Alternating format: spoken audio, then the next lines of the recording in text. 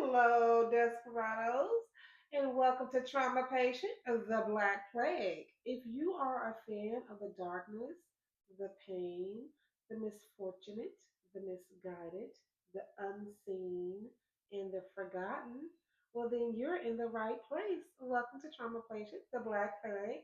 I am Pamela Lala, and welcome to this story time. Now, this story time is not, oh, excuse my makeup. This story time is not for the faint of heart. It is not for those that can't deal with the suffering of others. It is very painful. It is very dark. It is very traumatic. But if you are a person that is easily traumatized, then I still think you're in the right place. We are dealing with the subject, aka trauma patient, the Black Plague, a plague that plagues the Black community. This subject is dark, it's painful, it is about incest. And welcome to this story time. This story time is a deep dive into my life as it deals with incest.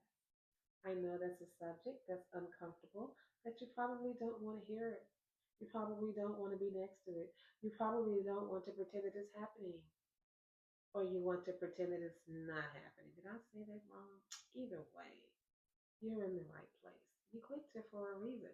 Let's get to it. Now, I'm going to keep going because this is a deep dive story time into my life as it relates to that subject. And we're going deep, okay? Deep. Nothing is being left off the table.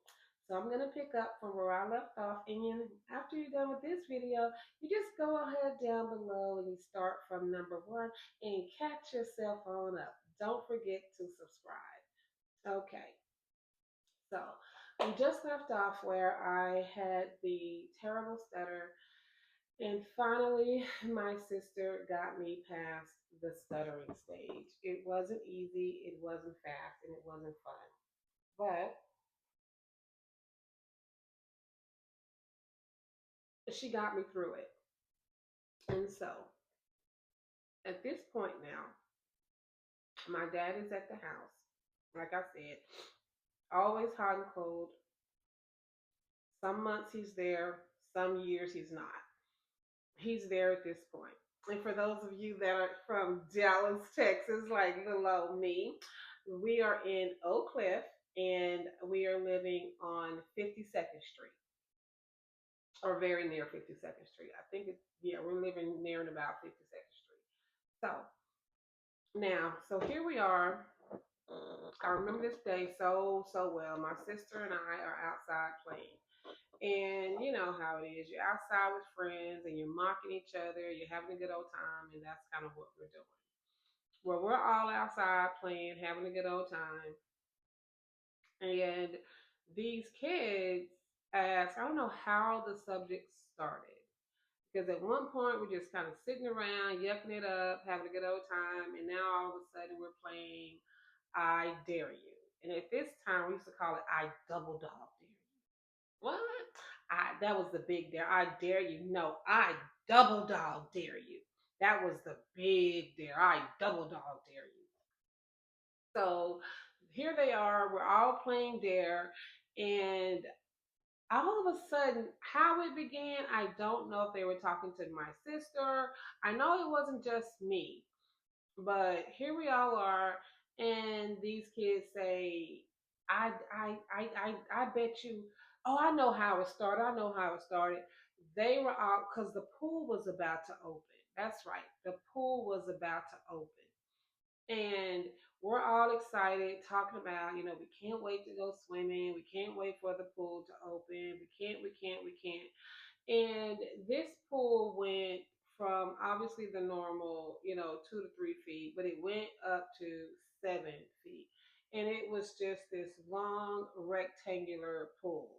Nothing fancy, no volleyball netting, none of that. It was just this long rectangular square pool.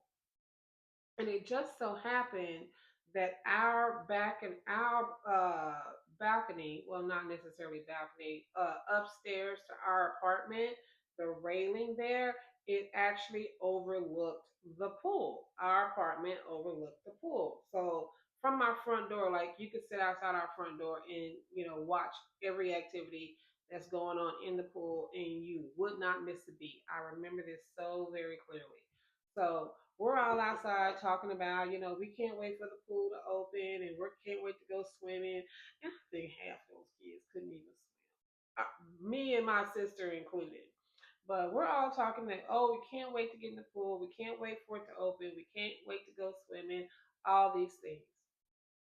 And so we're all kind of sitting around the pool area, although the pool itself isn't open. But this is the time before the pools were gated, okay, for obvious reasons in this story time part right here. But the pools were not gated, so it was just a pool right there. And so we're all hanging out, and here they are. I bet you won't go close to the pool. And here me and my sister and a couple other kids. I bet you won't sit down on the bank. And here we all go sit close. I bet you won't stick your feet in the water. And stick our feet in the water. I bet you won't stick your legs in the water. And then we stick our legs in the water. Well, I know a couple of kids stopped at feet, toes, and legs. Me and my sister, I don't know, because you give us a challenge, we're taking the challenge. End of story. We are taking the challenge. There is next to nothing that we don't get us started. You want to challenge somebody? Oh, I got challenges for you. I've got challenges for you. And even to this day, I am still like that. Don't present me with a challenge and tell me what I can't do. Oh, because I'm gonna do it and I'm gonna knock it out of the park, except for this time. But grown me, I'm gonna knock it out of the park. I accept your challenge. In fact, I raise you a challenge. I've got challenges. We've got challenges. And so my sister and I, here they are, daring us for the little toe, daring us to stick our feet in, daring us to stick our little legs in, and we're just accepting the dare. Then is I bet you won't get all the way in. Fully clothed, we are in the pool. I bet you won't go to 3 feet. Well, we're 3 feet, we get 3 feet. So although I'm 4, so I'm nowhere near 3 feet. But whatever. 4 or 5. Yeah, I think I'm 4. Yeah, I'm either 4.5 or maybe almost 5 at this point because I'm not in school. So, but at this point, I am in Head Start. So yeah, so I guess I'm still 4, but I'm a November baby, so I would have missed the cutoff for kindergarten, and so I'm in Head Start. So I was always one of the older children in my classes because I'm November 1st. And so we get all the way in the pool. I bet you won't go to 3 feet. Here we are, we're at 3 feet. I bet you won't keep going. And before you know it, we are full fledged in the pool, but in the 5 feet. And I remember me and my sister are both thinking everybody knows how to doggy paddle, right? I mean, we can all doggy paddle, so we got this. Here we are in the dorm, 4.5, 5 feet, trying to doggy paddle in the flipping water. Why are we doing that with my parents upstairs right there? I have no clue. But there we are, doggy paddling in the darn 5 feet. And now we start to lose the battle. Now the challenge is gone, it's over, and we are full fledged drowning. Okay? And when I tell you drowning, I remember we're drowning. I'm trying to hold on to her. She's trying to hold on to me. And we are both going under. And with that doggy paddle situation that we thought we had under control, we don't have it under control anymore.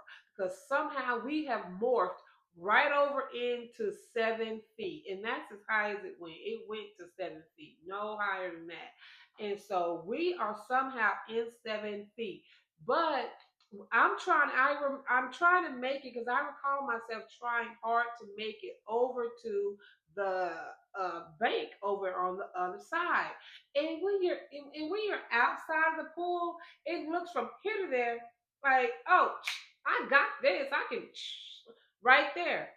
Ain't nothing like that when you're in the pool. Learn that quick. It is not at all like that when you are actually in the freaking water. And so my sister and I, we are drowning and we cannot get to the other side. And I remember hearing these boys screaming, "Your kids are drowning! Your kids are drowning!" Because we're going up and coming and back under. We're going up and we're coming back under. I remember hearing, and I remember at some point breaching the water because I could see what appeared to be my dad at the top of the stairs, and then suddenly he was at the bottom of the stairs, and now he's in the pool. Because I'm going down and I'm coming back up. So when I hear them say, "Your kids are drowning, your kids are drowning," I heard that, though, and it was a boy. I heard the boy scream that, right? And I know I had went under, and I know when I went up and I looked up, I saw my dad at the top of the stairs. And then all of a sudden, he was in the pool, and my dad could swim. Obviously, he learned when he was in the military, his Air Force. So my dad is in the pool. He's dragging me and my sister out of the water, and here, treading water, can't breathe, spitting up water, the whole nine. We full fledged was drowning. It was just a nightmarish of a situation. Nightmarish, nightmarish, all the way bad. A complete nightmare. We are drowning, and so my dad comes down. He yanks us up out of the water. He gets us to safety. Obviously, I'm here right now. Clearly didn't drown. But when we got back upstairs,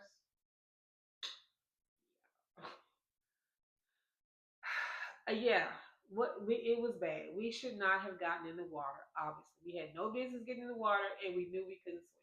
We asked, could we go outside and play? No one said, can you go outside and pretend swim? We did not ask that question. When we asked Mama, can we go outside and play? No one said anything about hopping into the pool thinking that we could swim. Okay? No one said anything about that. Clearly, we broke a huge rule and then drowned.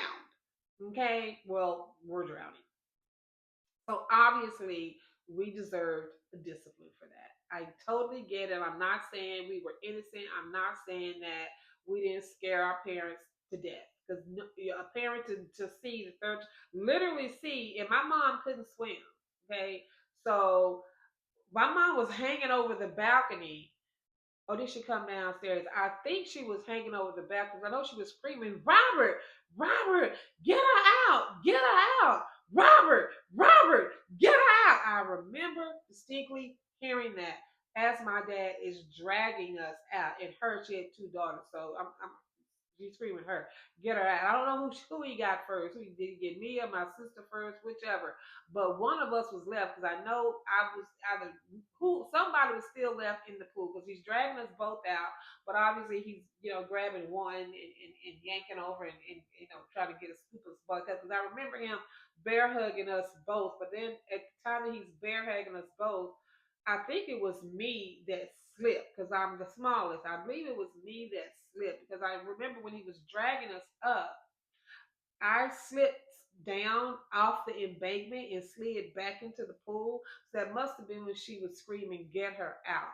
So I guess that was me she was talking about. But either way, so she was over top of the railing screaming that. And then here now we're back upstairs into the apartment. Who in the hell told y'all? Oh, my mother. Oh, she absolutely lost it. Rightfully so. She was angry. Both of her daughters are in the pool drowning when we had no business being in the pool at all. I totally understand that and get that. So do not tear me apart in the comments. And hello, I'm still four at this time, 4.5. So please don't. Okay, I was four. So what did Okay, I was four. I did what a 4-year-old does. So don't, you deserve, okay, I was four. Stop it. I was four. All right. So when we get upstairs, oh my goodness. And see, one thing about my dad, he didn't like spanking. He did not like it at all. So My mother would very rarely spank us when he was in the house. That just she would very rare.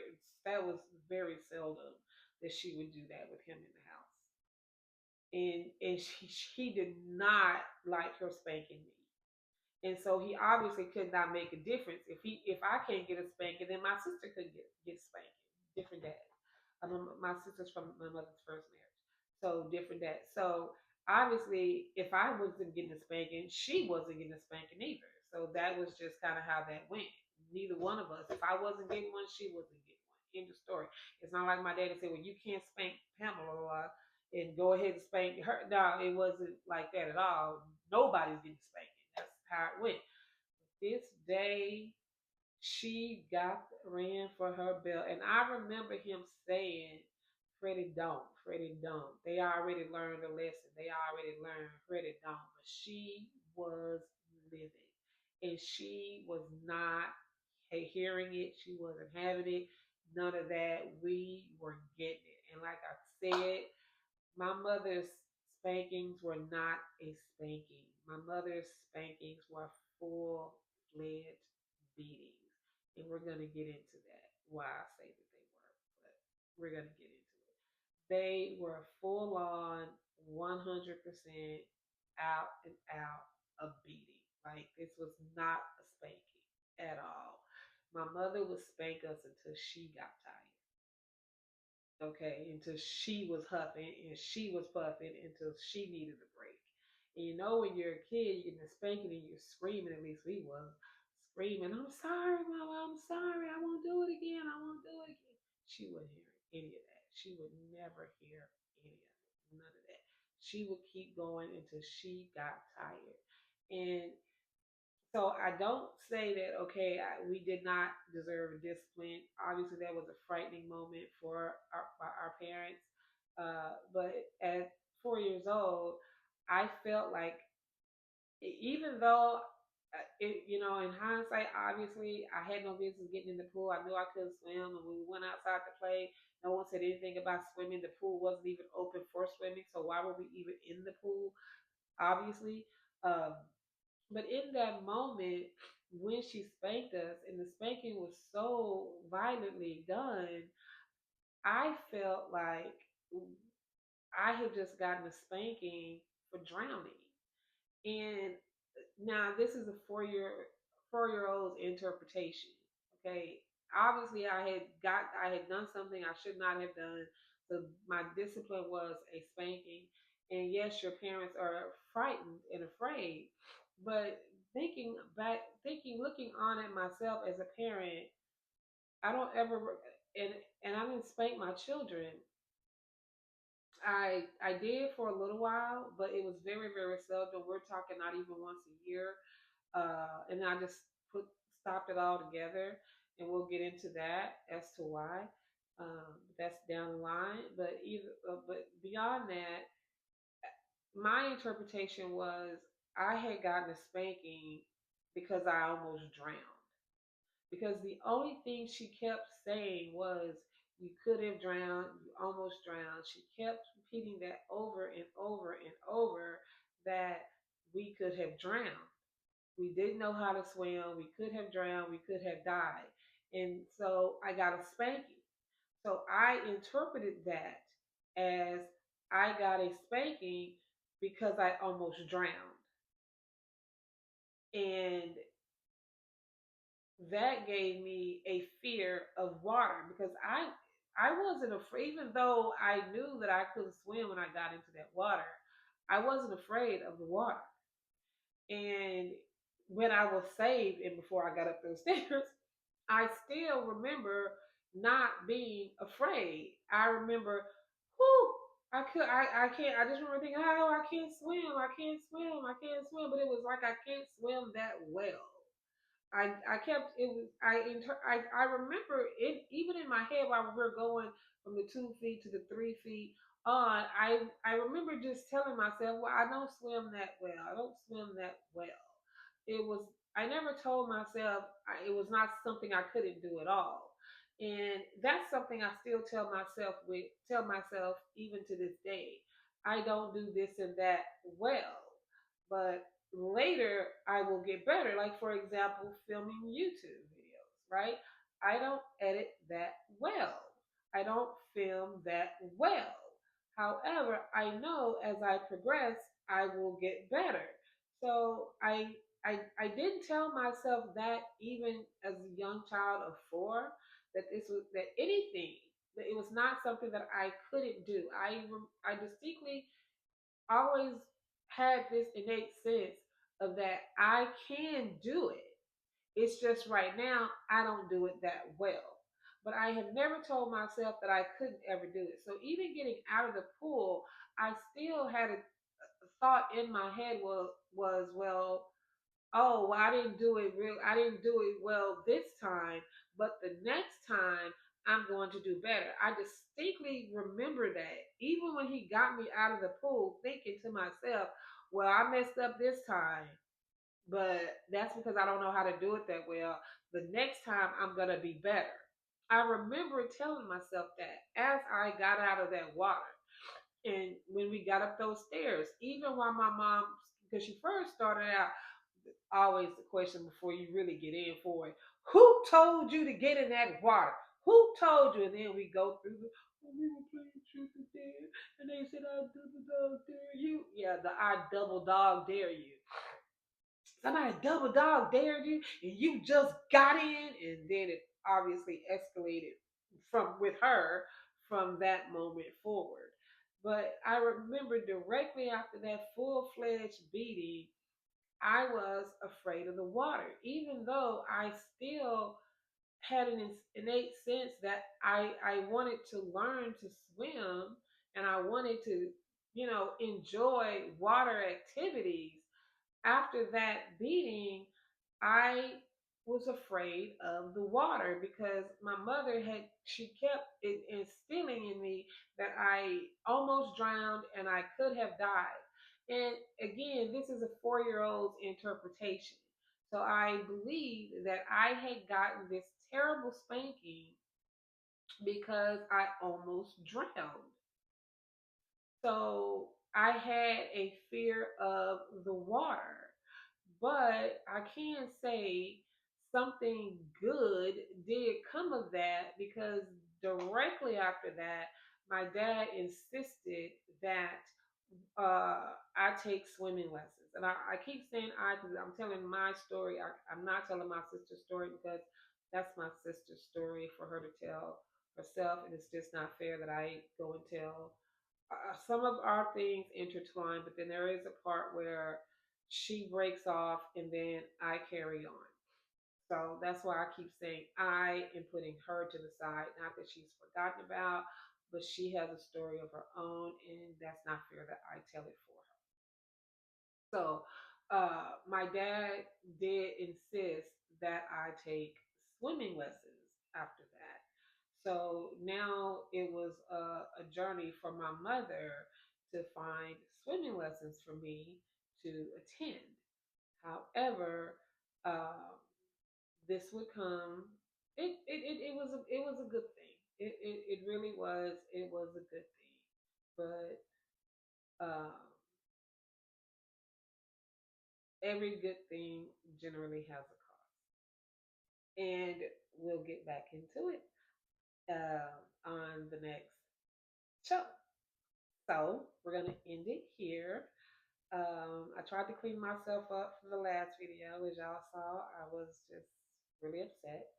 And so this was the best that I could do, but I'm not really happy with how I'm looking here because, yeah, I didn't fix it very well. So I'm going to end it here for today, and I will come back tomorrow and we will proceed. But until then, don't forget to subscribe, my little desperados. And if y'all don't know what that means, well, this is a song by the Carpenters. Look it up on your Spotify and give it a listen and then tell me what you think. So don't forget to hit that button and subscribe so that y'all can come back and talk to me because I don't have anyone to talk to. This is a difficult subject, and my immediate family, they don't want to talk to me about it. They just don't. When I try to talk to them about it, they just tell me that it's hard for them to hear.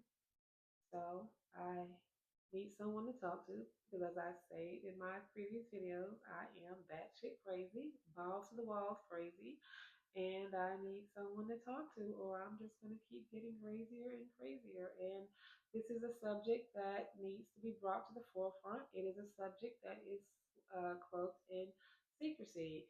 Incest is a subject that is hidden behind closed doors, it is hidden behind silence, and it dwells in pain.